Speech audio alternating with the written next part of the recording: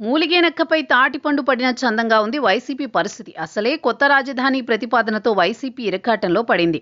ఇటువంటి సమయంలో party senior నేత భూమన కరుణాకర్ రెడ్డి కొత్త తలనొప్పి తెచ్చిపెట్టారు. ఆయన స్వయంగా చేపట్టిన మత మార్పిడి వ్యవహారం ఏపీ రాజకీయాల్లో పెనుదుమారానికి దారితీస్తుంది.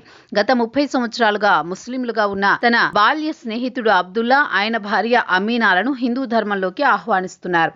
తన నివాసంలోనే హిందూ పునర్వీకరణ మహోత్సవం నిర్వహించడం చర్చకు దారితీసింది. స్వయంగా తానే హోమాలు జరిపించి వాటిని మోటివేట్ చేసి మొత్తం మారుస్తున్నానని ఆయన ప్రకటించడం వైసీపీకి చికాకుగా మారింది. కరుణాకర్ రెడ్డి చేపట్టిన ఈ వ్యవహారం ముస్లిం సమాజంపై తీవ్ర ప్రభావం చూపుతోంది. వైసీపీకి సంప్రదాయ ఓటు బ్యాంకుగా ఉంది ముస్లిం మైనార్టీలు.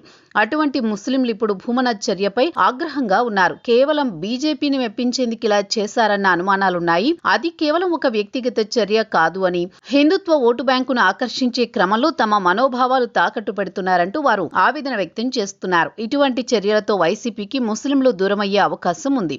2014 నుంచి 2024 ఎన్నికల వరకు ముస్లింలు వైసీపీకి అండగా నిలిచారు. ఇప్పటికీ వారు వైసీపీ అంటేనే ఇష్టపడుతున్నారు. అయితే భూమన కరుణాకర్ రెడ్డి స్వయంగా తన ఇంటిలోనే వేదికగా చేసుకుని మత మార్పిడి కార్యక్రమాలు ప్రోత్సహించడం వల్ల తమను టార్గెట్ చేస్తున్నారన్న భావన ముస్లింలలో ఏర్పడుతోంది. మరోవైపు ఈ ఘటనపై వైసీపీ నాయకత్వం మౌనంగా ఉంది. పైగా కరుణాకర్ రెడ్డి జగన్ కి అత్యంత సన్నిహితుడు. అందుకే ఇది పార్టీ అంతర్గత వ్యూహంలో భాగమే అనే సందేహం కలుగుతోంది.